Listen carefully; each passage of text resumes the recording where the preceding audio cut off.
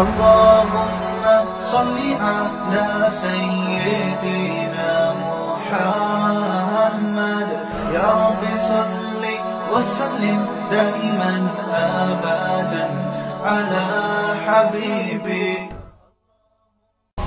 اللهم صل على سيدنا محمد يا رب صل وسلم دائما أبدا على حبيبك.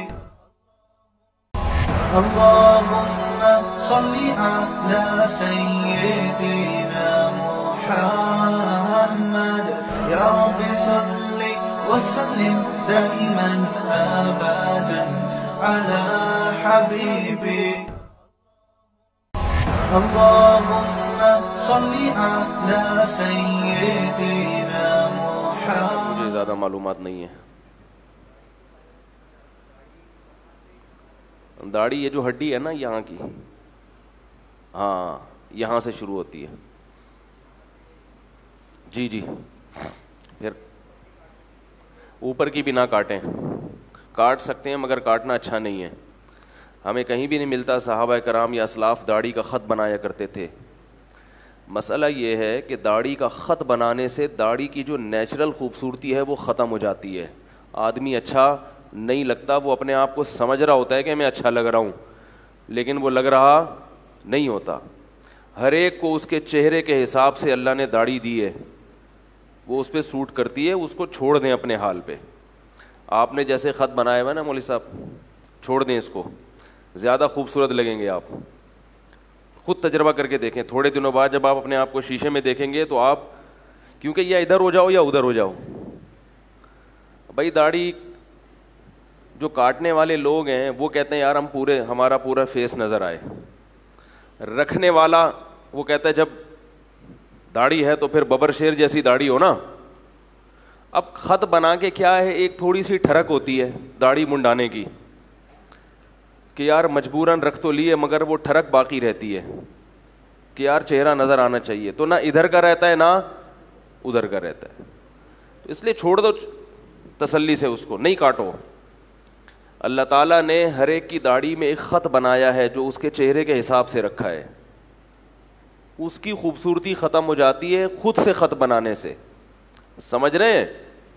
تو اپنے حال پہ داڑھی کو چھوڑ دیں. آج کل علماء کو بھی دیکھا ہے, سب کو اتنا خط بنا رہے ہیں پورا نیچے تک لا کے, کیا کر رہے ہو؟ کٹورے جیسا نہیں ہوتا, جیسے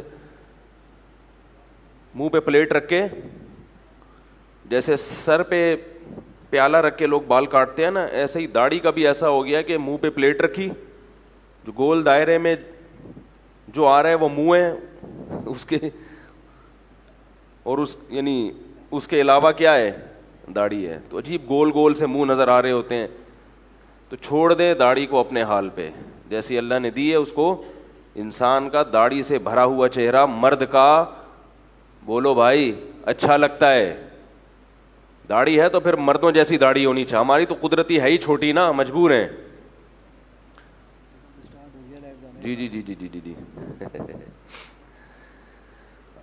تو داڑھی رکھیں تو کیسی, مردوں جیسی. آپ صلی اللہ علیہ وسلم کی داڑھی تھی گھنی داڑھی تھی, اور آپ اس میں خط بولو نا نہیں بناتے تھے. چھوڑ دیں اپنے حال پہ. آپ بھی نے بھی دیکھیں, وہ جو بھائی بیٹھے ہوئے ہیں, چھوڑ دیں, ٹھیک ہے نا. بھائی ایک مٹھی سے زیادہ کاٹ لیں, یہاں سے بھی ادھر سے بھی ایک مٹھ سے زیادہ وہ کاٹ سکتے ہیں. بالکل ہی ایسے میں خط بنانے سے منع کر رہا ہوں, سمجھ رہے ہیں. الحمد للہ نحمده ونستعینه ونستغفره ونؤمن به ونتوکل علیہ ونعوذ باللہ من شرور انفسنا ومن سیئات اعمالنا من يهده الله فلا مضل له ومن يضلل فلا هادی له ونشهد ان لا الہ الا اللہ وحدہ لا شریک له ونشهد ان محمدا عبده ورسولہ صلی اللہ تعالی علیہ وعلی آلہ واصحابہ وبارک وسلم تسلیما کثیرا کثیرا. اما بعد فاعوذ باللہ من الشیطان الرجیم بسم اللہ الرحمن الرحیم وسارعوا الى مغفرة من ربکم وجنة عرضها السماوات والارض اعدت للمتقین الذين ينفقون في السراء والضراء والكاظمين الغيظ والعافين عن الناس والله يحب المحسنين. بیان جس موضوع پر آج کروں گا اس سے پہلے ایک بہت اہم نقطے کی طرف ان بھائی نے ابھی بیان سے پہلے ان بزرگ نے سوال پوچھا تھا تکافل سے متعلق. اس کا تو میں نے جواب دے دیا. اس کو جواب کو میں تھوڑا سا دہرا لیتا ہوں کہ تکافل کا یہ ہے انشورنس کا متبادل, اور اس کے جائز یا ناجائز ہونے میں علماء کا اختلاف. انشورنس تو بالکل ہی حرام ہے, ہماری رائے کے مطابق یہ جائز نہیں ہے, لیکن بڑے بڑے علماء اس کو جائز بھی کہتے ہیں. تو یہ ایک الگ بحث ہے کہ جائز ہونے کے کیا دلائل, ناجائز ہونے کے کیا دلائل. میں آپ سے ایک بات کہتا ہوں کامن سینس کی. کون سی بات کروں گا آپ کے سامنے؟ کامن سینس کی. انشورنس لوگ کرواتے کیوں ہیں؟ تاکہ کوئی بڑا حادثہ ہو تو اس کی, بولو بھائی, تلافی ہو جائے. یہی مقصد ہے نا. اب دیکھو ہوتا کیا انشورنس میں کہ انشورنس کمپنیوں نے 100 آدمی کو انشورڈ کر, 100 آدمیوں کو. یہ جو گیم کھیلا جا رہا ہے کیا, ان 100 آدمیوں نے انشورنس کی پالیسی خریدی. اب مثال کے طور پر آسان الفاظ میں وہ 100 میں سے ہر ایک 1000 روپے جمع کرا رہا ہے. آسان مثال دوں گا سب کی سمجھ میں آئے, یعنی اسٹرکچر بنیادی یہی ہے. تو کمپنی کے پاس ایک مہینے میں کتنے پیسے جمع ہو جائیں گے؟ 1 لاکھ روپے. اور 12 مہینے میں 12 لاکھ روپے.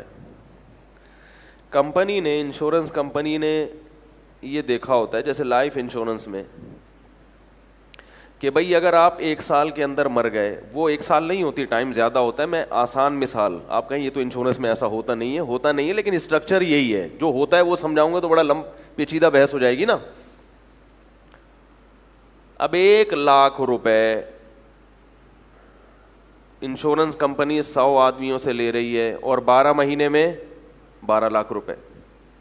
اور یہ 100 افراد کے ساتھ ایگریمنٹ ہوا ہے کہ آپ میں سے کوئی اگر اس 1 سال کے اندر مر گیا تو ہم آپ کے بچے کو 2 لاکھ روپے, بولو بھائی, دیں گے.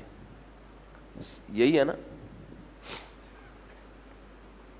پھر کمپنی کیا کرتی ہے, جو 100 آدمی ہے نا ان کا پہلے میڈیکل ٹیسٹ کرواتی ہے کہ ان کے ایسا تو نہیں کہ 1 سال میں واقعی یہ, ابے بولو نا, ٹہل جائیں گے. جس کے ٹہلنے کا چانس ہوتا ہے اس کو انشورڈ نہیں کیا جاتا. اگر کیا بھی جاتا ہے تو اس کی قسط زیادہ ہوتی ہے اور پروفٹ کم ہوتا ہے.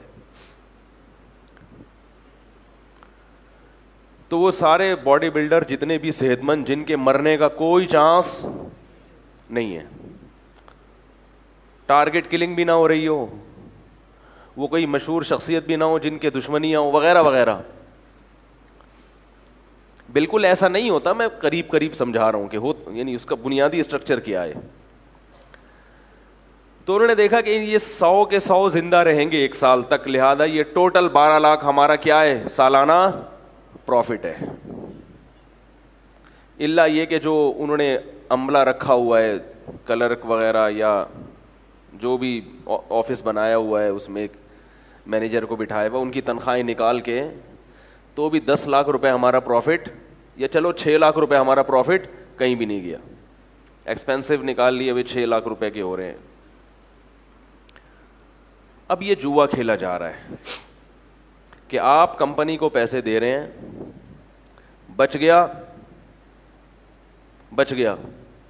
تو میری یہ رقم ڈوب گئی, مر گیا تو ڈبل آپ سے, بولو بھائی, لے لوں گا, چاہے وہ بچوں کے لیے یا کسی کے لیے بھی.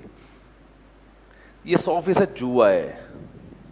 رقم کس پہ لگائی جاتی ہے, بولو نا, داؤ پہ.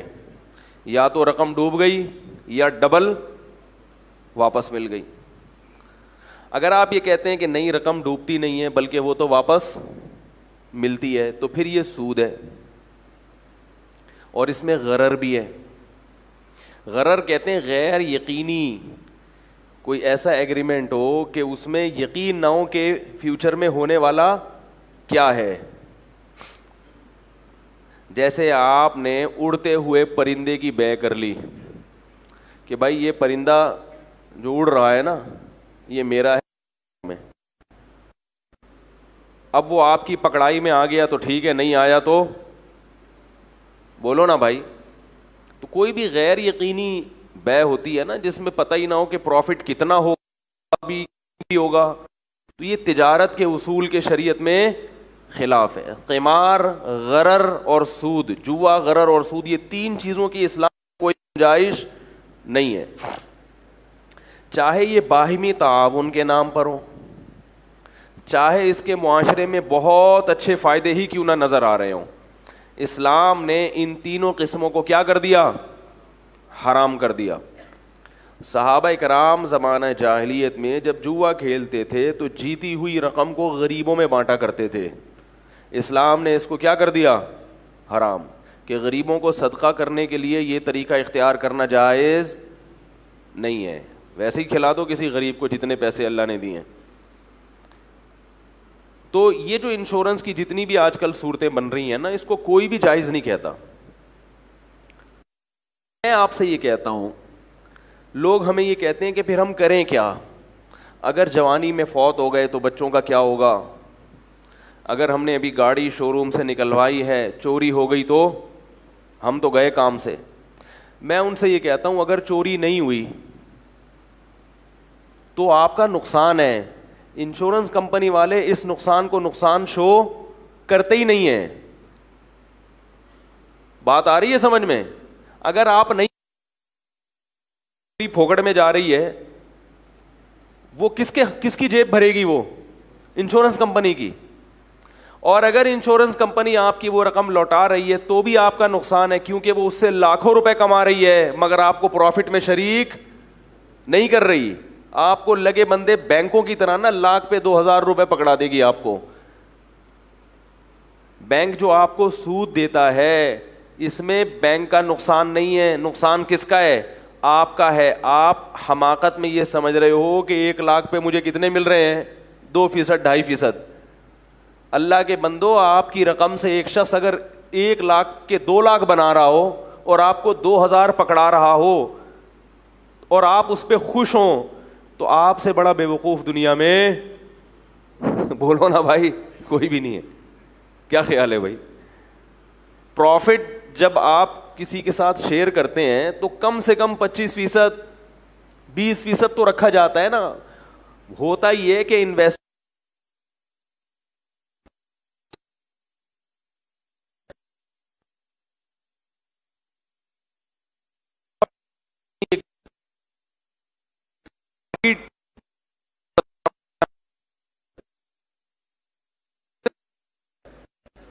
%70, کیونکہ پیسہ اس کا استعمال ہو رہا ہے نا. اصل تو ساری چیز ہی پیسہ ہے میرے بھائی. اگر پیسے کے بغیر محنت سے پیسہ کما لینا کافی ہوتا تو غریب سب سے زیادہ دولت مند ہوتے. جتنا پیسہ آپ کے پاس بڑھے گا آپ کی محنت کم ہوگی اور آپ کا جو پروفٹ کا ریشو ہے وہ خود بخود. پیسے سے پیسہ بنانا آسان ہے, صرف محنت سے پیسہ بنانا مشکل. پیسے سے بغیر محنت کے پیسہ بنانا آسان ہے, کیونکہ محنت کسی اور سے کروا کے اس کو بھی تنخواہ دی جا سکتی ہے. ابے بھائی یہ جتنی بڑی بڑی کمپنیاں ہیں ان کے جو شرکا ہوتے ہیں یہ محنت تھوڑی کرتے ہیں. محنت تو وہ سارے کر رہے ہیں نا جو کمپنی چلا رہا ہے بیٹھ کے اندر. نہیں آئے گی بھائی, نہیں آئے گی. رفیع بھائی آپ کیا محنت کرتے ہیں؟ اتنی نہیں کرتے جتنی آپ نے جو ملازمین رکھے ہیں وہ بیچارے صبح و شام جو پسینہ ان کا بہرا ہوتا ہے نا. بھائی جو محنت کرنے والا ہے اس کو پروفٹ زیادہ نہیں ملتا کیونکہ اس کے پاس پیسہ نہیں ہے ابھی, تو وہ پیسہ بنا رہا ہے. ہاں جب محنت کر کر کے آپ کروڑوں کے مالک بن جائیں گے پھر آپ محنت کرنا چھوڑ دینا, پھر آپ کیا رکھنا؟ مزدور رکھنا. کیونکہ اب آپ کے پاس ایک پاور ہے, اس پاور کے زور سے آپ کچھ بھی کر سکتے ہیں. آپ بیٹھ کے پیڑے کھائیں گے اور ملازمین آپ کو پیسہ کما کے دیں گے. کیوں؟ اس لیے کہ وہ مجبور ہوں گے آپ کے. یہ دنیا کا اللہ کا بنایا ہوا قانون ہے, وہ مجبور ہوں گے کیونکہ ان کو یہ ڈر ہوگا کہ بھائی اگر ہم نے نہیں محنت کی ہمیں نکال دے گا, تو ہمارے پاس تو کچھ ہے نہیں اور اس کے پاس, اسے ہماری ضرورت اتنی نہیں ہے, ہمیں اس کی ضرورت زیادہ ہے. تو دنیا کا اصول ہے اور شریعت نے بھی اس اصول کو مانا ہے کہ جس کے پاس پیسہ ہے, پاور کس کے پاس ہے؟ اسی کے پاس. اسی وجہ سے دنیا میں صرف محنت سے نہیں ہوتا. اس پہ میں اکثر ایک لطیفہ سناتا ہوں نا. ایک آدمی کسی کے گھر آیا کرتا تھا کہ یار مجھے بائک چاہیے, پیٹرول ڈال دوں گا, ٹھیک ہے نا, وہ بیچارہ دے دیتا. کئی دفعہ جب ایسا ہوا تو ایک دن بیل بجائی, بھائی آپ کی بائک چاہیے, پیٹرول ڈال دوں گا. اس نے ایک ڈبہ لا کے رکھ دیا, بولے اس میں پیٹرول ڈال کے چلا لو. تو خالی پیٹرول سے بائک, بولو بھائی آپ کے پاس پیٹرول کے 2 کین ہوں تو کیا آپ گھر کا سودا صرف لا سکتے ہو؟ تو اسی طرح آپ کے پاس اگر صرف محنت ہے تو آپ پیسہ, بولو نا, نہیں اتنا نہیں کما سکتے جتنا ایک وہ شخص کما سکتا ہے جس کے پاس پیسہ ہے. وہ مزدوروں کو بھی لے لے گا. ممکن ہے آپ مثالیں دیں, وہ فلاں نے تو محنت کر کے اتنا کما لیا. اس کو محنت کر کے جب کمایا تو بہت جمع کیا اس نے اور بہت ٹائم لگا اس کو. اور جس کے پاس دولت ہوتی ہے وہ بغیر محنت کے اس کو دگنا کرتا رہتا ہے. تو کیونکہ طاقت اس کے ہاتھ میں ہے, اسی وجہ سے ایک عام طور پر جو لگا بندہ, اس میں کمی بیشی ہوتی ہے کہ جو انویسٹر ہے اس کے 70% ہوتا ہے اور جو محنت کرنے والا ہے اس کا 30%, جو مضاربت میں عام طور پہ چل رہا ہے مارکیٹ ریٹ. تو اب میں کہہ رہا ہوں کہ آپ بینکوں کو پیسہ دیتے ہو, بینک کے پاس ایک دھیلا اپنا نہیں ہے. جو بینکوں کے مالکان ہیں نا, ان کے پاس ان کی تجوریوں میں 1 روپے بھی اپنا, بولو بھائی, نہیں ہوتا. سارا عوام کا پیسہ ہوتا ہے جس سے یہ ارب پتی بن چکے ہوتے ہیں. اور عوام جس نے خون پسینے کی کمائی بینکوں میں لا کے رکھی ہوتی ہے ان کو 2% پروفٹ دیا جا رہا ہوتا ہے. اور وہ خوشی خوشی گھر جاتے ہیں کہ بیگم پچھلے سال میں نے پیسے رکھے ہوئے تھے, پتہ ہے کتنے ہو گئے؟ ٹھیک ہے نا, اتنے ہو گئے. وہ بیگم بھی کہتی بیٹھے بیٹھے اتنے ہو گئے. اور یہ بھی نہیں پتا کہ اس کی وجہ سے جو مہنگائی بڑھی ہے تو وہ آپ کا جو پروفٹ ہوا تھا وہ ڈبل روٹی اور مکھن میں, بولو نا, نکل گیا. سال میں آپ کو اتنا پروفٹ نہیں ہوتا جتنا مہنگائی کی وجہ سے نقصان میں جا رہے ہوتے ہو آپ. تو وہ بھی حقیقت میں پروفٹ, بولو نا, ہوتا نہیں ہے. ایک خاتون کا فون آیا کہ میرے پاس اتنے لاکھ روپے ہیں, میں کیا کروں, میں بینک میں رکھنا چاہتی ہوں ورنہ تو یہ ضائع ہو جائیں گے. میں نے کہا بینک میں رکھ کے بھی ضائع ہو جائیں گے. کہہ رہی ہے نہیں بینک مجھے اتنا پروفٹ دے رہا ہے سال کے بعد. میں نے کہا جتنا دے رہا ہے مہنگائی بھی تقریباً اتنی سال کے بعد بڑھ چکی ہوگی, تو کچھ بھی نہیں دے رہا آپ کو. کہہ رہی ہے پھر میں کیا کروں. میں نے کہا کہ پلاٹ لے کے ڈال دیں, کوئی پلاٹ لیں, وہ سال کے بعد اچھا پروفٹ دے جائے گا. کہہ رہی نہیں پلاٹوں میں 2 نمبر نکلتے ہیں, یہ ہوتا ہے وغیرہ وغیرہ بہت ساری. میں نے کہا کچھ نہیں ہوتا نا, یہ کنکریٹ پتھر لے کے ڈال دیں گھر میں, بجری کے 2 ٹرک لے کے ڈال دیں. ایک مثال دے رہا ہوں.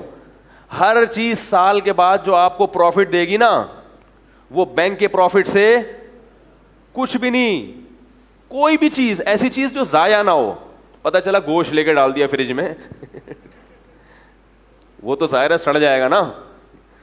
کوئی بھی ایسے, میں نے کہا سریا لے کے ڈال دیں کسی سے اور اس کو رینٹ بھی دے دیں, ٹھیک ہے نا, کہ ہمارا سریا ہے. یہ گودام تو لوگوں نے رینٹ پہ لیے ہوتے ہیں نا, کتنا بھاری بھرکم کرایہ ہے, پھر بھی جو اس کے اندر چیز پڑی ہوئی ہوتی ہے وہ پروفٹ دے کے جاتی ہے, اس سے رینٹ بھی نکلتا ہے اور تاجر کو اس سے فائدہ بھی ہوتا ہے.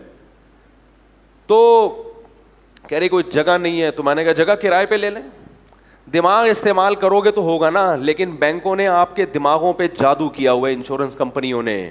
آپ اس خول سے نکلنے والے نہیں ہو, کیونکہ ایڈورٹائز میں صبح و شام یہی دکھایا جا رہا ہے, پیسہ بچائیے کل کام آئے گا. اس پہ بحث نہیں کر رہا کوئی پیسہ بچانے کا یہ کون سا طریقہ ہے بھائی. پیسہ بچانے کے یہ دکھاؤ نا, پیسہ بچائیے کل کام آئے گا, دیکھو گودام میں مال لے کے ڈال دیا پیسہ یہ نہیں, یہ آپ کو ایڈورٹائز میں بول لے کیوں نہیں.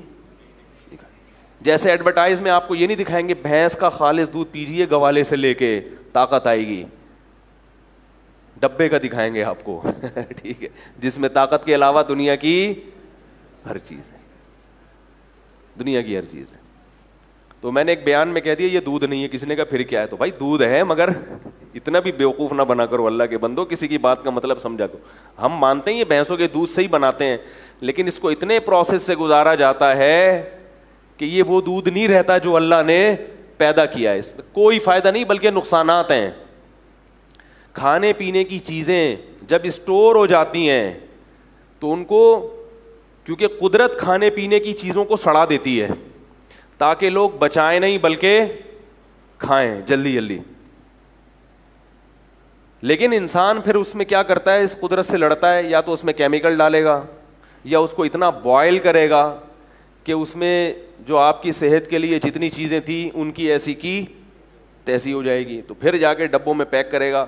یہ تو ان دودھوں کی بات کر رہا ہوں جو بالکل اچھی کمپنیوں کے ہوتے ہیں, جس میں نقصان دہ چیزیں کم سے کم ہوتی ہیں. ورنہ جو آج کل رپورٹیں آ رہی ہیں ان رپورٹوں کے حساب سے تو وہ تو پتہ نہیں کیا پی رہے ہو آپ. اس سے بہتر ہے پانی میں چونا ڈال کے پی لیا کرو, وہ اتنا نقصان نہیں دے گا, اس کو پتہ تو ہے نا کیا جا رہا ہے. تو ایڈورٹائز کو دیکھتے ہیں لوگ. ٹوتھ پیسٹ آج کل جو آ رہے ہیں جھاگ بنانے والے, دانتوں کی واٹ لگا رہے ہیں, سمجھ رہے ہو نا, لوگ دیکھ رہے ہیں کہ یہ اتنا جھاگ. میں نے کہا صرف سے کلیاں کیا کرو, اس سے بہت جھاگ بنتا ہے. ایک صاحب کو میں نے ایک اچھا ٹوتھ پیسٹ بتایا, میں نے کہا یہ کیا کرو, وہ کہنے میں جھاگ ہی نہیں بن رہا, کیا پکڑا دیا مولوی صاحب نے. تو میں نے کہا ٹھیک ہے پھر صرف سے کیا کرو. تو یہ سب ایڈورٹائز کا کمال ہے. تو انشورنس کمپنیاں ایڈورٹائز کر رہی ہیں, اے خدا میرے ابو سلامت رہیں. بچپن میں ایک ٹی وی میں ایڈورٹائز آتا تھا, اے خدا میرے ابو سلامت رہیں. سوال یہ پیدا ہوتا ہے کہ جب ابا کے مرنے پر آپ کو فائدہ ہوگا اور ابا کے سلامت رہنے پر آپ کو نہیں بلکہ کمپنی کو فائدہ ہوگا, تو پھر کمپنی کہے کہ اے خدا اس کے ابو سلامت رہیں. بھائی کمپنی کے مالکان کو ناچنا چاہیے تھا, اے خدا ان سب لوگوں کے ابو سلامت رہیں ورنہ ہماری کمپنیاں ٹھپ ہو جائیں گی. لیکن ذہن کیا بنایا جا رہا ہے, وہ بچہ جس کے ابو نے بیمہ پالیسی لی ہے اس بچے کو یہ گانا وہ گا رہا ہے, اے خدا میرے ابو. ارے بھائی تمہارے ابو کے سلامت رہنے سے تمہارے ابو کی رقم ڈوب جائے گی. رقم جب ہی ملے گی جب تمہارے ابو سلامت نہیں رہیں گے. سمجھ رہے ہو, اس جرم پہ پردہ ڈالنے کے لیے انشورنس کمپنی نے کیا کیا, بچوں کو کہلوا دیا میرے ابو, یعنی تمہارا گویا فائدہ ہو رہا ہے اس میں. خیر اس کیا کر کہاں تک روئیں. تو میں آپ کو یہ کہہ رہا ہوں کہ یہ ڈرامے بازی ہے اور اس میں لوگوں کی زیادہ تر رقمیں ڈوبتی ہیں ہوتی ہیں, یا اگر پروفٹ ملتا ہے اتنا نہیں ملتا جتنا ملنا چاہیے. تو اصل ہمارا یہ ہے کہ حادثات کی صورت میں کوئی ایسی ایمرجنسی ہو جاتی ہے تو نمٹنے کے لیے ہمارے پاس کوئی انتظام ہونا چاہیے. یہ ایک ایسی ضرورت ہے جس کو ہم سب بولو نا بھائی مانتے ہیں. تو اس کے اور بہت سارے متبادل طریقے ہیں, وہ شریعت کے عین مطابق ہیں, بلکہ اس میں بہت زیادہ ثواب بھی ہے, آخرت بھی بنے گی. ان طریقوں کو کیوں ہم استعمال نہیں کرتے بھائی. میں ایک فیکٹری میں جانا ہوا, کچھ خریدنا تھا, تو اس کے جو اونر تھے وہ مجھے پہچان گئے. یہ بھی آج کل بڑا مسئلہ ہے, ٹماٹر لیتے ہوئے پکڑا جاتا ہوں, کہیں پکوڑے کھاتے ہوئے جلیبی کھاتے ہوئے پکڑا جاتا ہوں میں, وہیں کھڑے ہو کے پکوڑے کھا رہے ہیں, کسی نے دیکھ لیا. تو مشہور ہونا ایک بڑی مسئلہ بھی ہے انسان کے لیے. کہیں ہم ایکسرسائز کر رہے تھے تو ایک لڑکا آیا, اس نے کہا یہ بندہ بالکل مولانا طارق صاحب جیسا لگ رہا ہے, 3 دن سے مجھے دیکھ رہا ہے. تو میں نے کہا ان جیسا ہی ہوں میں, ان کی ایک ڈپلیکیٹ ہے. تو اس سے آدمی کچھ تمیز سے کر ہی نہیں سکتا نا کوئی کام. تو وہ فیکٹری کے اونر نے مجھے پہچان لیا, وہ آ گیا, چائے وائے وغیرہ وغیرہ جو بھی ہوتا ہے. پھر مجھ سے انشورنس کا مسئلہ پوچھا. اس نے کہا کہ ہمارے ہاں فیکٹری میں مزدور کو اگر کوئی حادثہ ہو جائے تو ساری بلی کس پہ آتی ہے, فیکٹری کے مالکان پہ. تو تمام سمجھ رہے ہو, اور کمپنی اس پہ کیا دے گی, انشورنس کمپنیوں کو منتھلی کچھ پیسے دے گی. میں نے کہا حرام ہے, جائز نہیں ہے. کہہ رہے ہیں یہ کیا یار, ایک مزدور اگر گر گیا ہمارے تو کئی لاکھ روپے خرچ ہو گئے. میں نے کہا اللہ کے بندو آپ ایک کام کرو, اللہ نے آپ کو اتنا دیا ہے, آپ طارق روڈ میں 5 دکانیں خریدو, طارق روڈ میں 5 دکانیں, بولو نا. اب آپ کہیں گے پیسہ کہاں سے آئے گا. میں نے کہا آپ فیکٹری میں چندے کا اعلان کرو اور اپنے جاننے والوں کو بھی کہو کہ بھائی ہم 5 دکانیں خرید کے وقف کرنا چاہتے ہیں فیکٹری کے غریب ملازمین کی مدد کے لیے. بات آ رہی ہے سمجھ میں؟ یہ ایک فارمولہ دے رہا ہوں آپ کو, آپ لوگ بھی اس پہ عمل کر سکتے ہیں. 5 دکانیں, 1 دکان, 2 دکان, جتنی توفیق ملے آپ کو. ضروری نہیں طارق روڈ میں, وہ تو ایک مثال دے رہا ہوں, وہاں رینٹ اچھا مل جائے گا نا دکان کا, تو دکان بھی مہنگی ہوگی لیکن ایک ہی دفعہ کا خرچہ ہوگا. میں نے کہا پھر آپ لوگوں میں اعلان کرو اور میں بھی بیان کے لیے, ترغیب دینے کے لیے آپ کی فیکٹری میں آ جاؤں گا, چندہ نکلوانے کے لیے, اپنی ذات کے لیے نہیں, آپ کے لیے. سمجھ رہے ہو؟ میں کہوں گا دیکھو بھائی, جتنے مزدور ہیں یہاں پہ, جتنے سیٹھ لوگ ہیں یہاں پہ, یا آپ کے جو بھی رشتے دار ہیں, یہ جو بھی جاننے والے, کہ دیکھو بھائی یہ 5 دکان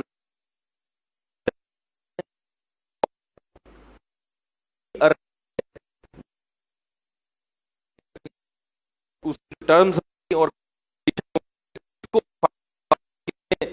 کس صورت میں یہ ہم پہلے سے کر لیتے ہیں, ان دکانوں کو قیامت تک کے لیے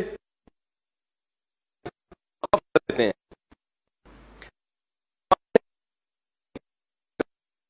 ہوتے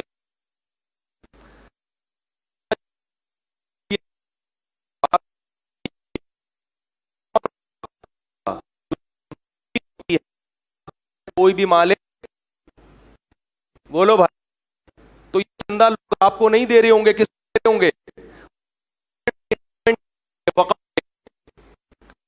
تولی ہوگا کہ ان شرائط پر استعمال ہو جو یہ وقف.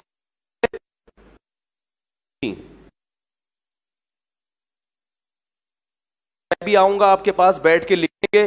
میں اس لیے آپ کی مدد کروں گا کہ ایک لوگوں کے سامنے مثال آئے تو پھر ہم اس چیز کو انشاءاللہ معاشرے میں پھیلا دیں گے. مثال دیں گے, بھائی دیکھو رشید, سیٹھ رشید نے کیا تھا, شیخ رشید نہیں کہہ رہا, دیکھو یہ کیسے چل رہا ہے ان کا حساب کتاب.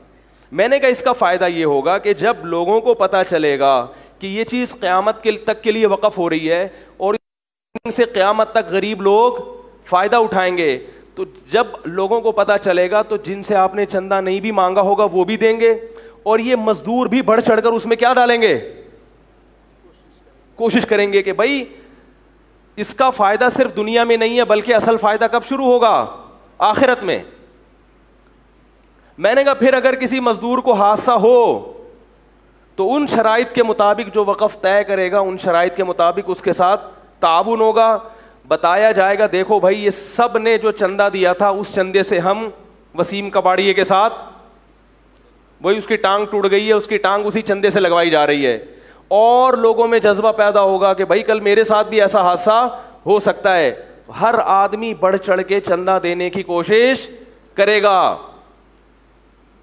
تو جن کے ساتھ تعاون ہو رہا ہے نا وہ بھی دیں گے, غریب بھی دے گا, امیر بھی دیں گے. فائدہ کون اٹھائے گا؟ غریب. اس سے تیاری میرا خیال ہے بات سمجھ میں,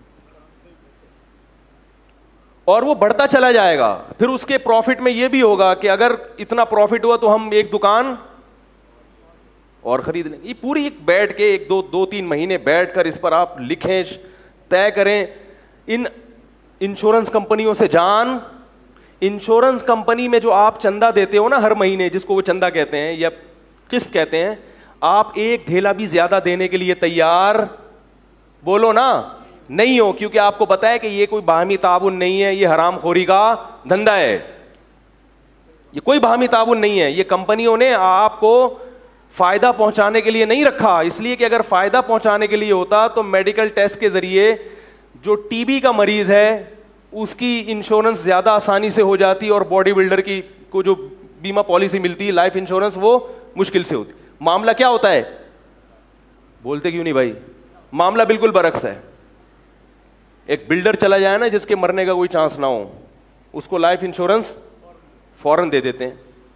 تو اس سے پتہ چلتا ہے یہ باہمی تعاون بولو نا, نہیں ہے. جبکہ آپ جو وقف کی بیس پہ بناؤ گے اس میں جو جتنا ضرورت مند ہوگا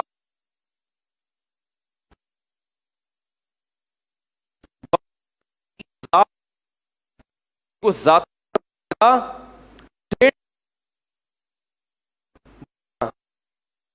انشورنس کمپنی میں جب آپ قسط جمع کراتے ہو وہ آخرت میں اللہ کے بینک میں محفوظ نہیں ہو رہی.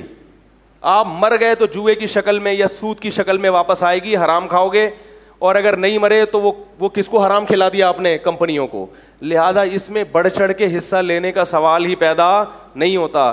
وقف کی بیس پہ جب آپ دکانیں خریدیں گے یا کوئی بلڈنگ خریدیں گے تو اس میں لوگ بڑھ چڑھ کے تعاون کریں گے, کیونکہ اس میں جو پیسہ جائے گا وہ اللہ کے بینک میں پہلے سیو ہوگا, کیونکہ وقف کا مالک کون ہوتا ہے, اللہ مالک ہوتا ہے.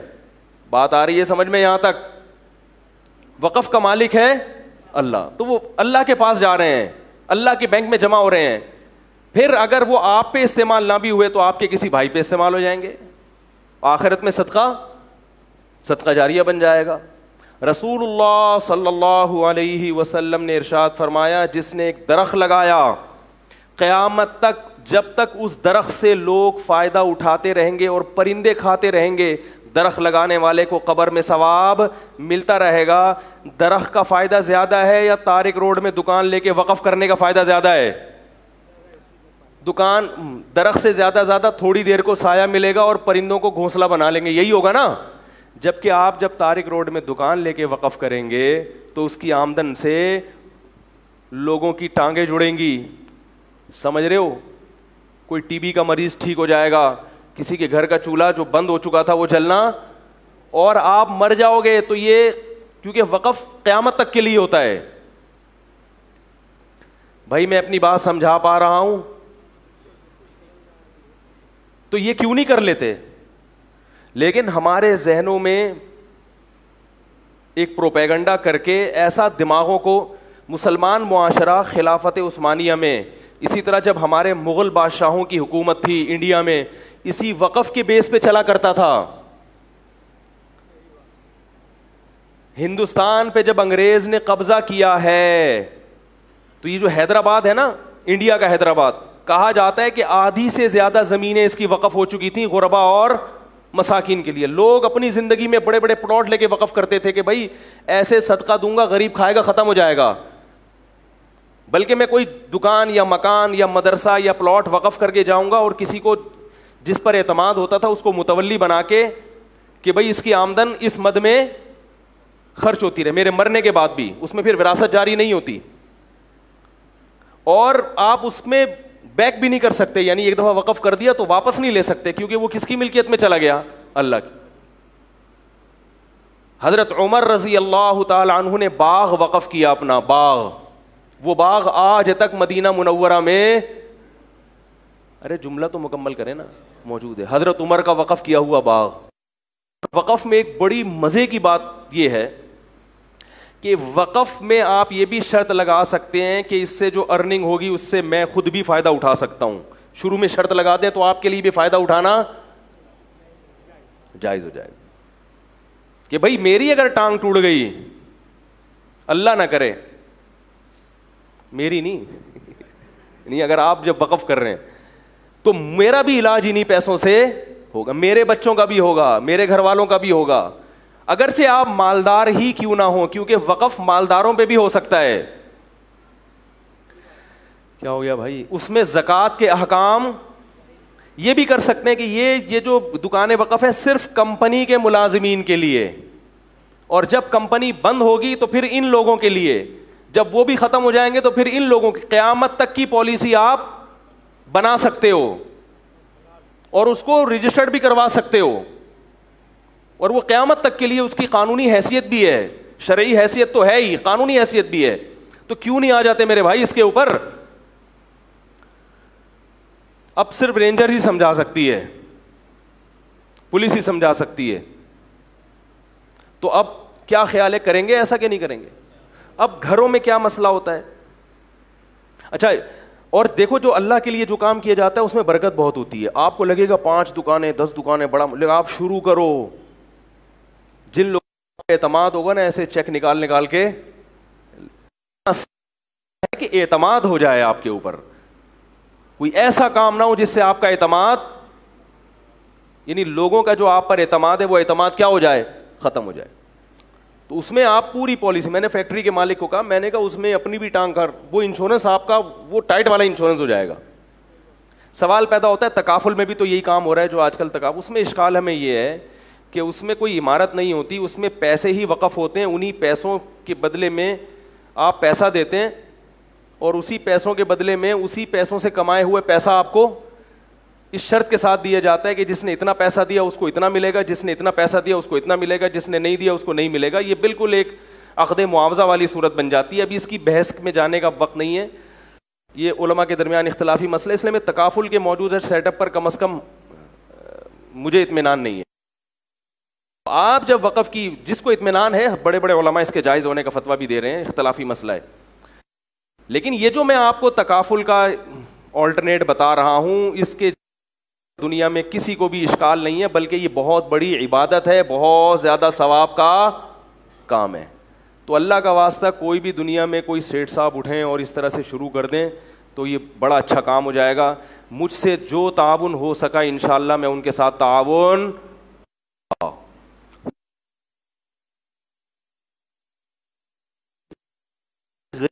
کر سکتا ہے, وہ چھوٹے پیمانے پہ کر لینا. ارے بھی وقف کیا جا سکتا ہے میرے بھائی, بھائی ایک ریڑھی وقف کر دو, کیا خیال ہے؟ مسجدوں میں لوگ چیزیں وقف نہیں کری, پنکھا وقف کیا نا لوگوں نے. بھائی مسجد میں جب کسی نے چندے کا پنکھا لگایا, چندہ دیا کہ پنکھا لگا دو, تو وہ پنکھا حقیقت میں کیا ہے؟ وقف ہے. کیا خیال ہے؟ وقف میں اور صدقے میں فرق کیا ہوتا ہے یہ سمجھیں. انڈومنٹ کہتے ہیں نا اس کو, وقف کو انگلش میں. صدقہ یہ ہوتا ہے کہ کسی کو پیسے آپ نے دیے, اس کے ساتھ تعاون کیا اور اس کو فائدہ اس نے اٹھایا, اللہ کے ہو گئی, اور قیامت کے دن آپ کو اس کا ثواب مل جائے گا. اور وقف یہ ہوتا ہے حبس العین و صرف المنافع الی المستحقین یا الی الموقوفین علیہم. کسی شے کو, اس چیز کے عین کو روک لیا آپ نے, اور اس سے جو نکلنے والے منافع ہیں ان کو صدقہ کر دیا. کن لوگوں پر؟ جن لوگوں پر آپ صدقہ کرنا چاہتے ہیں ان کے بارے میں پہلے سے تصریح کر دی, یعنی اس چیز کو روک لیا, اور اس کا جو اس سے جو حاصل ہونے والے فائدے ہیں ان فائدوں کو کیا کیا آپ نے؟ بولو نا. آج آپ لوگ اتنے مرجھائے ہوئے کیوں ہیں بھائی, کیا ہو گیا؟ اچھا نہیں لگ رہا جو میں باتیں کر رہا ہوں؟ نہیں, غور سے سننے میں یہ کنڈیشن نہیں ہوتی. اچھا نہیں لگ رہا تو بتا دیں بھائی, نہیں کریں. عین یعنی کسی بھی چیز کی اصل کو روک لیا آپ نے.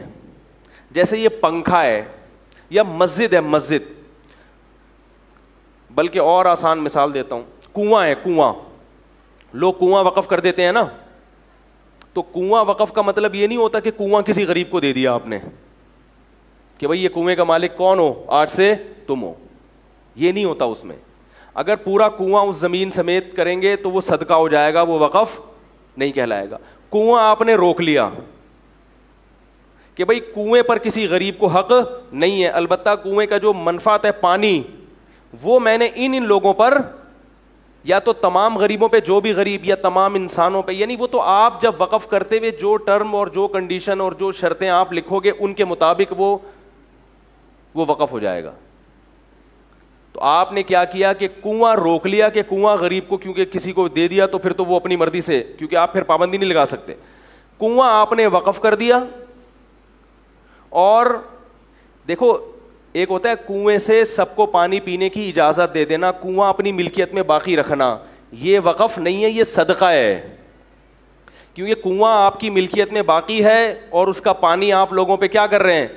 صدقہ. یہ وقف نہیں ہے. وقف یہ ہے کہ کنواں اپنی ملکیت سے نکال دیا. اب جب اپنی ملکیت سے نکال دیا تو کیا غریبوں کی ملکیت میں چلا گیا؟ نہ, غریبوں کی ملکیت میں نہیں, کیونکہ پھر وہ غریب اپنی مرضی سے اس میں تصرف کریں گے نا, بلکہ اپنی ملکیت سے نکال کے کس کی ملکیت میں دے دیا؟ اللہ کی. ویسے تو سب چیزوں کا مالک اللہ ہی ہے, لیکن ظاہری طور پر اللہ نے ہمیں مالک بنایا ہوا ہے, تو ہم کہتے ہیں اللہ یہ میں نے وقف کر دیا. اب یہ کس کی ملکیت میں چلا گیا؟ اللہ کی.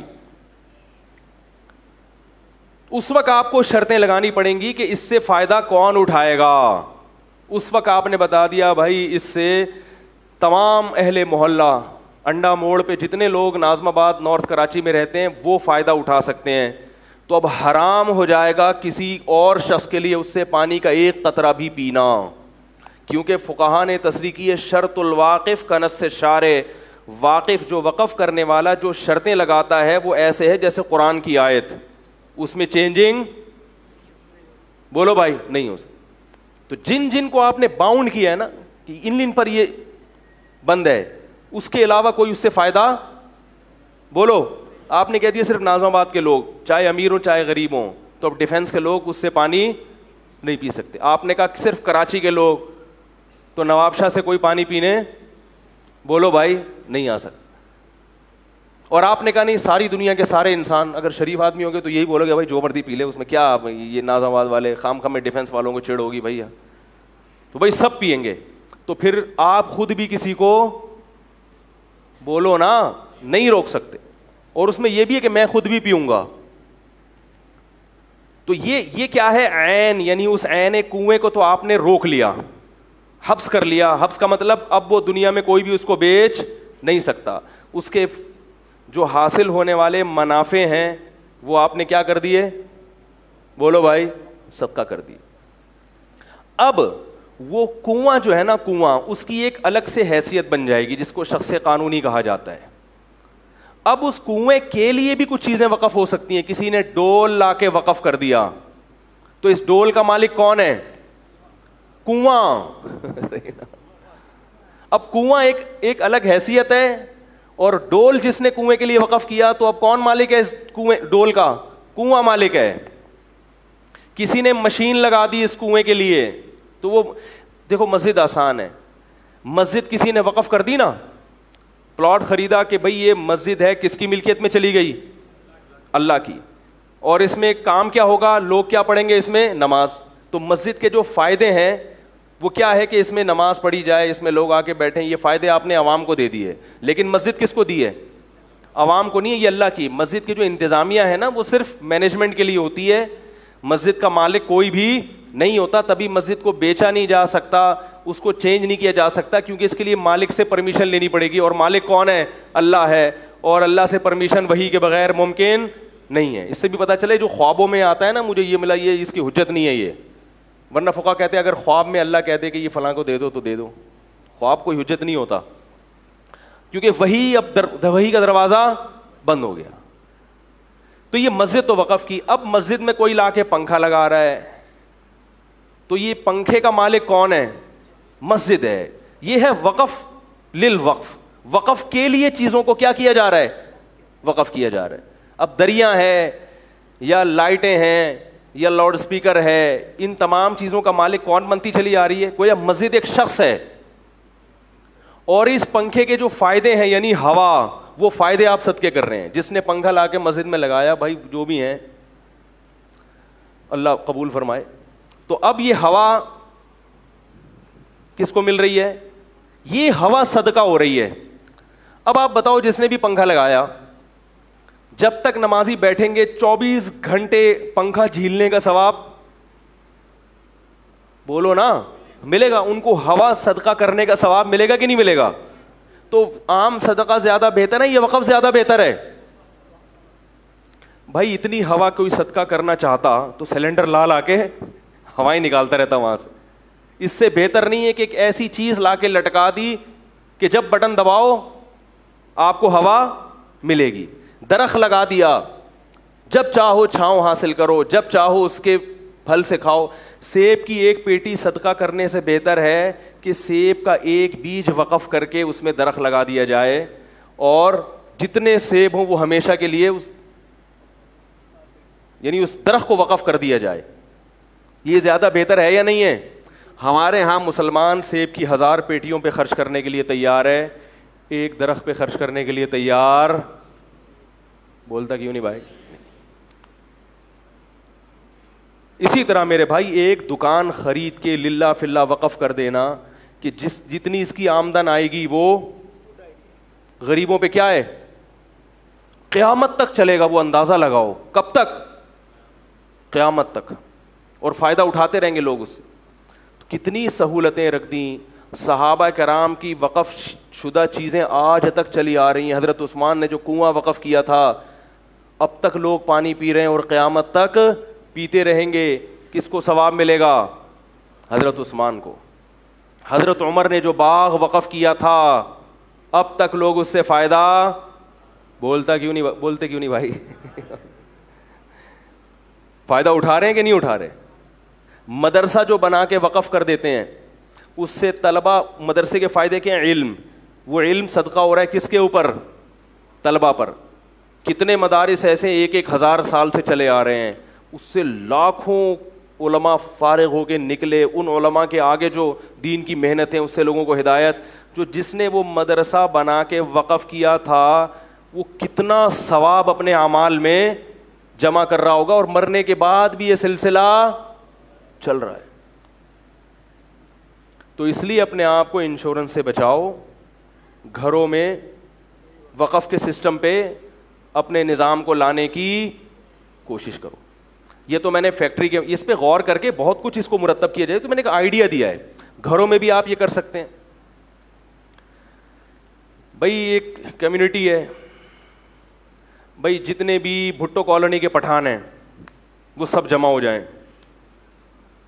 کہ بھائی ہم لوگ کیا کریں گے, ایک لسٹ بنا لیں کہ بھائی جو جو اس وقف میں شریک ہونا چاہتا ہے وہ نام لکھوائے.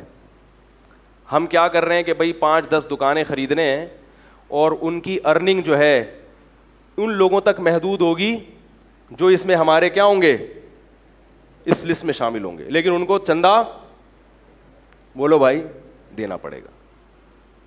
تھوڑا دیں زیادہ دیں حسب توفیق. اس میں یہ نہ کریں کہ جو 50 روپے دے گا اس کے ساتھ 100 روپے کا تعاون ہوگا. یہ تکافل میں اس وجہ سے ہم اس کو ناجائز کہہ رہے ہیں. سمجھ رہے ہو نا بھائی, سب نے چندہ دینا ہے للہ, اور جو اس میں شریک نہیں ہے وہ بھی چندہ دے سکتے ہیں, لیکن فائدہ انہی کو ہوگا جن کے نام اس لسٹ میں لکھے ہوئے ہیں. بھائی جن کے نام نہیں ہے وہ بھی اپنا اندراج کروا لیں یا وہ اپنا الگ پول بنا لیں, تکافل پول. کوئی پابندی تو نہیں ہے نا. تو ان سارے سب نے مل کے کیا کیا کہ بھائی دیکھو ہمارے یہاں میت بھی ہو جاتی ہے, اچانک جوان موتیں ہو جاتی ہیں, بچہ یتیم ہو جاتا ہے, ان یتیموں کی کفالت کے لیے ہم اتنے پیسے اس وقف فنڈ سے کیا خیال ہے بھائی نکالیں گے. تو اس میں بڑھ چڑھ کے حصہ ڈالو. تو دیکھو آپ ایسا جب ہوتا ہے نا, بعض دفعہ ایک آدمی اٹھے گا وہ 10 دکانیں خرید کے آپ کو دے دے گا. یہ جو انڈس ہاسپٹل ہے نا, انڈس ہاسپٹل, یہ اسی پہ چل رہا ہے. انڈس ہاسپٹل کا کسی دن میں آپ کو تعارف کرواؤں گا. دیندار لوگوں کے ہاتھ میں ہے, انہوں نے اسی بیس پہ ہسپتال کی بنیاد رکھی ہے. اور آغا خان کو پیچھے چھوڑ دیا. آغا خان ہاسپٹل کو انہوں نے, ہر غریب کا علاج بالکل فری ہے, مگر علاج کا معیار آغا خان ہاسپٹل سے بھی زیادہ. بولو بھائی, فری میں آپ کو وہ علاج کرا رہے ہیں جو آغا خان ہاسپٹل بھی یا اس کے قریب قریب. بات آ رہی ہے سمجھ میں؟ جن لوگوں نے انڈس ہاسپٹل کو دیکھا ہے وہ کہتے ہیں کہ یو ایس اے میں, امریکہ میں اتنے معیاری ہسپتال نہیں ہیں, اور فری پھوکٹ میں کوئی غریب سے غریب آدمی چلا جائے ایک دھیلا اس کے پاس نہیں ہے, اور بیماری ایسی ہے جس پہ کئی 50 لاکھ روپے خرچ ہوں گے, 1 روپیہ بھی آپ سے وصول نہیں کرتے. میں انڈس ہاسپٹل پہ ایک تفصیلی بیان کروں گا انشاءاللہ, آپ کو بتاؤں گا میں. یہاں تک کہ ہسپتال کی انتظامیہ نے ایک دفعہ مجھے واقعہ سنایا کہ ایک غریب آدمی آیا جو ٹی بی کا مریض تھا. ہسپتال سے باہر جو ہے نا ان کی کوئی ذمہ داری نہیں ہے. ہاسپٹل کے گیٹ میں جب آپ داخل ہو گئے تو سمجھ لو امریکہ میں داخل ہو گئے آپ, بلکہ امریکہ سے بھی کسی اچھے ملک میں داخل ہو گئے. بس انٹری مشکل ہے, صحیح ہے نا, کیونکہ جب فری میں ہو رہا ہے تو لائن, بولو نا بھائی, لائن بہت بڑی لگی ہوئی ہے. 2-2 3-3 دن پہلے جا کے آپ, اور انہوں نے وقف میں یہ اصول رکھا ہے کہ کوئی اقربا پروری, کوئی تعلق کام, بولو نا بھائی, نہیں آئے گا. یہ پہلے سے کہ بھائی یہ جو اس کے منافع ہیں نا ان لوگوں کے لیے وقف ہیں جو بھی یہاں پہلے آئیے پہلے پائیے کی بیس پہ. اب کوئی بھی آ جائے کہ کچھ بھی ہو اس میں وہ یہ نہیں دیکھتے کہ بھائی یہ کس کا ماموں ہے, کس کا چچا ہے, کس کی پھوپھی ہے, کس کی خالہ ہے. تو غریبوں کی ایک لائن لگی ہوئی ہے وہاں پہ, نمبر دیر سے آتا ہے کیونکہ اب ظاہر ہے فری میں جب آغا خان جیسا علاج ہو رہا ہوگا, آغا خان ہاسپٹل جیسا, تو سب جائیں گے نا. تو لائن لگی ہوئی ہے, لائن یعنی ہاسپٹل کے گیٹ کے باہر ایسے ہیں جیسے بارڈر کے اس پار ہوں آپ, ٹھیک ہے نا. آپ کا نمبر آ گیا اور آپ اندر چلے گئے تو آپ کے موجہ ہی موجہ, بہترین کھانا آپ کو ملے گا, بہترین علاج آپ کا ہوگا, سارے جو مہنگے مہنگے ٹیسٹ ہیں فری میں ہوں گے آپ کے, ایک دھیلا بھی نہیں لیتے, بہترین انتظامیہ. کیونکہ اس کی بنیاد کس تقوی پر تھی؟ بزنس پر بولو نا, نہیں ہے, وقف کی بیس پر یہ سارا کام کیا انہوں نے کہ ہم ایسا ہاسپٹل بنائیں گے جس کی آمدن کس کے لیے وقف ہو؟ غربا کے لیے. تو جب بیس ہی وقف اللہ کی رضا ہے تو پھر اس میں یہ چیزیں نہیں کہ وہ اس کے ماموں آ گئے تو اس کو ہٹا کے اس کو پہلے لے کر آؤ, یا یہ کہ تھوڑے سے تو پیسے تم دو نا بھائی, یا یہ کہ چونکہ غریب آدمی ہے تو اتنے مہنگے ٹیسٹ کی کیا ضرورت ہے اس کے لیے, تم وہاں سے کروا لو پٹیل پاڑا سے 20 روپے کا, ٹھیک ہے نا. تو انہوں نے مجھے اپنا واقعہ بتایا کہ ٹی بی کا مریض آیا اور اس ٹی بی کے مریض کا ہم نے علاج کیا, اس کو ہم نے دوائیں دیں فری میں, مہنگی مہنگی دوائیں, لیکن ہم دیکھ رہے ہیں کہ وہ مریض ٹھیک ہونے کا نام بولو بھائی نہیں لیتے. ہم نے پوچھا کہ کیا پرابلم ہے, پتہ یہ چلا کہ اس کے گھر میں کھانے کے لیے روٹی نہیں ہے, یہ یہاں سے دوائیں لے جا کے دکان پہ بیچ کے پیسے لیتا ہے اور گھر کے لیے راشن خریدتا ہے. تو پالیسی چینج کی کہ اگر کوئی ایسا غریب ہوگا جس کے گھر میں راشن نہیں ہے تو علاج کے ساتھ ساتھ اس کے گھر میں راشن ڈلوانا بھی ہاسپٹل کی بولو بھائی, کیونکہ یہ ہے انشورنس میں اور وقف میں بولو بھائی فرق. انشورنس کمپنی تو غریب کو پالیسی دے گی نہیں, تو لہذا انشورنس کمپنیاں باہمی تعاون کی بیس پہ نہیں بنی, یہ بزنس ہے بزنس, اور تعاون کی بیس پر یا وقف کی بیس پر اس قسم کے جو ہاسپٹل ہیں وہ ہیں جو جتنا زیادہ غریب ہے وہ اتنا ہی زیادہ فائدہ اٹھا رہا ہے. بھائی ایک آدمی کے گھر میں آٹا نہیں ہے, وہ کہہ رہا ہے یار ٹی بی سے مر جاؤں یہ مجھے برداشت ہے, لیکن گھر میں روٹی تو ملے.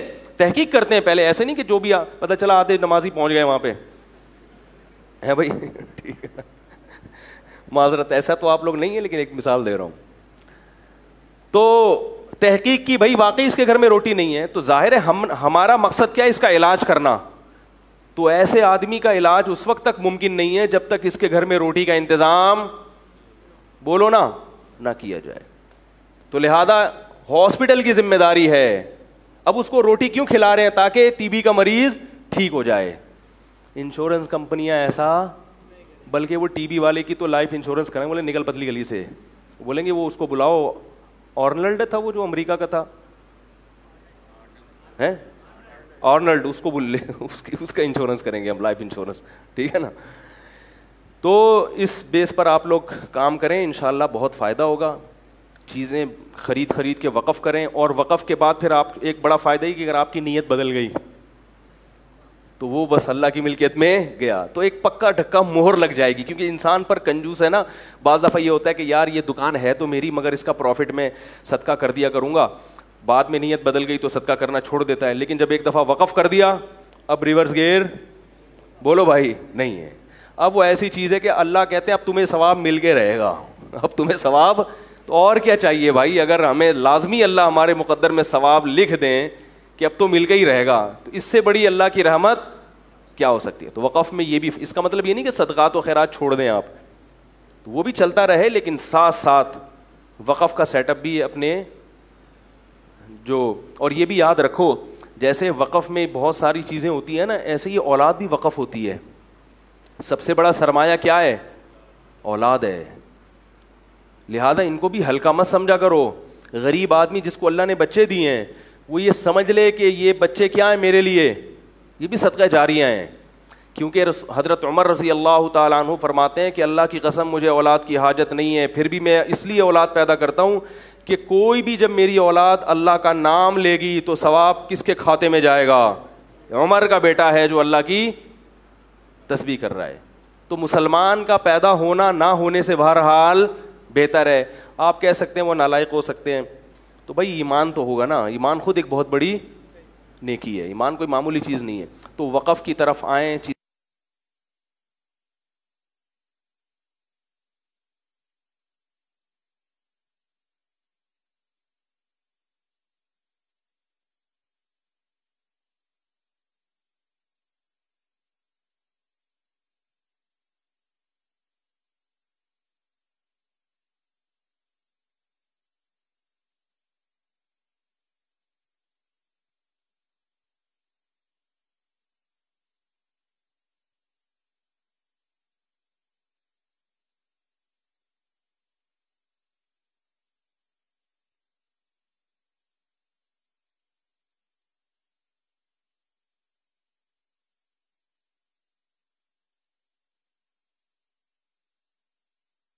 تو کرنے سے پہلے اس لیے سوچو, یہ نہیں کہ کرنا نہیں ہے, اس لیے کہ کون سا ایسا ہے جس میں کم سے کم, یعنی کم سے کم انویسٹمنٹ میں زیادہ سے زیادہ فائدہ.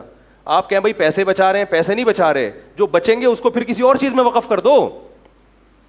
غریبوں کا زیادہ سے زیادہ کیا ہونا چاہیے, فائدہ ہونا چاہیے. تو اپنے گھروں میں, کمیونٹی میں اس کو کوشش کریں رائج کرنے کی. آپ اپنے خاندان میں کر سکتے ہیں, بھائی ہم سب بہن بھائی ہیں, یہ ہمارے ابا, یہ ہمارے اماں, یہ ہماری دادی, یہ ہماری نانی, یہ ہماری ایک فیملی ہے, تو ہم ایک چھوٹا سے کوئی چیز وقف کر لیتے ہیں مل جل کے. بھائی یہ جو بھی اس سے فائدہ ہوگا وہ ہم کس کے لیے, بس انہی خاندان کے انہی افراد تک کیا ہوگا, وہ محدود ہوگا. اس میں کسی غریب کی شادی بھی ہو سکتی ہے اس سے بیچارے, کیا خیال ہے, اور کسی کا علاج بھی ہو سکتا ہے, لیکن اس کی ایک حد ہوگی. کیونکہ بعض نالائق لوگ ہوتے ہیں وہ سارا دن کشکول لے کے کھڑے ہوئے ہوں گے کہ میرے یہ شادی ہو گیا, تو آپ کا سارا وقف کیا ہو جائے گا, اسی میں ضائع. تو اس کی پالیسیاں بنانی پڑیں گی, جیسے انشورنس کمپنیاں بناتی ہیں کہ بھائی یہ بیمار ہے تو بیمار ہونا آپ کا اعتبار نہیں ہے, کوئی ڈاکٹر رپورٹ پیش کرے کہ یہ واقعی کیا ہے, بیمار ہے. تو یہ ساری چیزیں لکھی جائیں گی, اور بیماری میں تعاون اتنا ہوگا, اس سے زیادہ نہیں ہوگا, کیونکہ وقف اس کا تحمل, بولو نا انڈس ہاسپٹل کے پاس تو بہت پیسے ہیں نا, اس لیے تو اربوں روپے بھی, کروڑوں روپے بھی خرچ کر دیں گے, لیکن آپ جب وقف کی بنیاد رکھو گے تو ایسا نہ ہو کہ ایک ہی پورا پی جائے, ہے بھائی. وہ کہے گا میری ٹانگ ٹوٹ گئی ہے, جرمنی سے 1 کروڑ روپے کی ٹانگ منگوا دیں مجھے, تو آپ اس کو بولیں گے بھائی اسی نیم کے ڈنڈی ہم لگا دیں گے, ٹھیک ہے نا, یا ہاکی فٹ کر دیتے ہیں, فی الحال اسی پہ گزارا کرو, کیونکہ ہم نے اس میں یہ لکھا ہے کہ اتنے تک خرچہ بیماری پر وقف اٹھائے گا, اس سے زیادہ بولو بھائی آپ کو. اور اس میں یہ بھی ہو گیا کہ خاندان کا وہ نوجوان جو ویلیاں لگاتا ہے, وہ ویلی کے دوران اگر گر گیا تو اس وقف کے ساتھ اس کا تعاون, یہ ایک مثال دے رہا ہوں سمجھانے کے لیے. جو گٹکے کھاتے ہیں ان کو اگر منہ کا کینسر ہو گیا تو وقف ان کا علاج نہیں کرے گا, کیونکہ یہ آپ کی اپنی حماقت سے ہوا ہے. وقف ان کا علاج کرے گا جو اللہ کی طرف سے بیمار ہوئے ہوں. جو سگریٹ پی رہے ہیں, پھیپھڑوں کا علاج, یہ سارا خاندان میں نا, تاکہ وہ واقعی جو مستحق ہو. آپ سگریٹ پی کے اپنے پھیپھڑے آپ نے خود خراب کیے نا, کیا خیال ہے.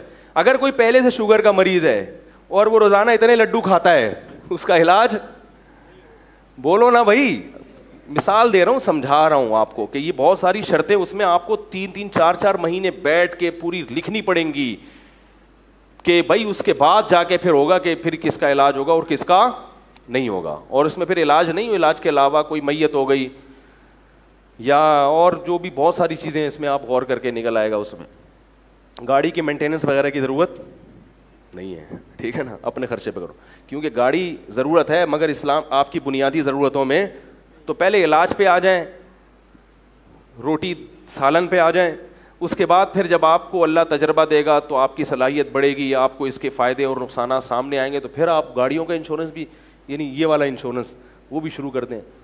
کیا خیال ہے بھائی؟ اللہ تعالی ہم سب کو سمجھنے کی توفیق عطا فرمائے. بھائی ایک اعلان سن لیں, میں وہ شادیوں کی باتیں بہت کرتا ہوں نا, تو لوگ مجھ سے فون کرتے رہتے ہیں, رشتہ بتا دیں, رشتہ بتا دیں, ملاقات کے لیے آتے ہیں, بیٹھ جاتے ہیں, ہلتے ہی نہیں. تو میں پہلے بھی کئی بار اعلان کر چکا ہوں, رشتے کے لیے رفیع بھائی ہیں, یہ حج پر گئے ہوئے تھے, اب واپس آ گئے ہیں. ان کا نمبر ہم نے فیس بک پہ ڈال دیا ہے. نمبر بتا دیں کیا ہے, کیونکہ ریکارڈنگ میں جا رہا ہے نا بھائی, یہ جو ریکارڈنگ میں بھی جا رہا ہے نا, ان لوگوں کے سامنے آ جائے. 0300 218 पूरा बता दें एक ही दफ़ा में 9263। ये नोट कर लें भाई, जिसने रिश्तों के लिए कॉल करनी है डायरेक्ट इनको कॉल करें, मुझे कॉल बोलो भाई। हाँ तो और इनकी कोई फीस नहीं है, ये किस लिल्ला फिल्ला फी सबीलिल्लाह काम है। जिम्मेदार मैं नहीं हूं। अगर आपकी कहीं गलत जगह शादी हो गई और आपने कहा आपने बंदा बताया था, तो ना मैं जिम्मेदार हूं ना ये जिम्मेदार है। इनका काम है दो पार्टियों को आपस में मिलाना, उसको चेक आपने खुद करना है कि ये बंदा इंसान है या नहीं है, क्या है वगैरह वगैरह, जो भी है वो आपकी जिम्मेदारी है। जिम्मेदार ना मैं हूं ना ये हैं, हम सिर्फ एक रहनुमाई के लिए ताकि लोगों को इसमें आसानी हो। तो इसलिए जो है ना वो बाइकें जो बाहर खड़ी हुई हैं भाई, यहाँ गली में पूरा रास्ता ब्लॉक हो जाता है। आप हजरात को कई दफ़ा कहा ये पीछे मदरसे में बाइकें खड़ी करें, समझ रहे हैं ना। तो ये जितने लोग यहाँ बाइक खड़ी की है उन्होंने इस जगह पे जब अगले जुमे आएंगे तो बाइक कहाँ खड़ी करनी है, यहाँ ग्राउंड में सामने सर्विस रोड पे मस्जिद के बिल्कुल फ्रंट, मस्जिद के बिल्कुल फ्रंट पे भी आप खड़ी कर सकते हैं बाइकें, ठीक है ना। लेकिन गली में खड़ी ना करें, गाड़ियाँ भी गली में खड़ी होती हैं, पूरा रास्ता बंद हो जाता है, महल्ले वाले बहुत ज़्यादा परेशान होते हैं। सुब्हानकल्लाह व बिहम्दिका नशहदु अल्ला इलाहा इल्ला अंता नस्तगफिरुका व नतूबु इलैक।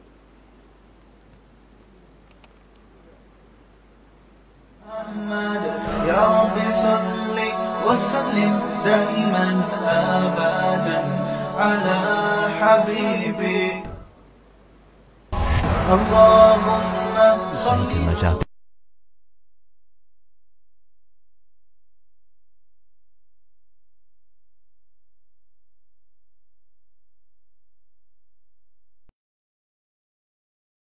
मुफ्ती तारिक मसूद साहब के बयानात सुनने के लिए youtube.com/मुफ्ती तारिक मसूद को सब्सक्राइब करें। और अगर आप लाइव वीडियो को कभी भी मिस नहीं करना चाहते हैं तो सब्सक्राइब करने के बाद बेल आइकन पर क्लिक करना मत भूलें। जज़ाकल्लाह।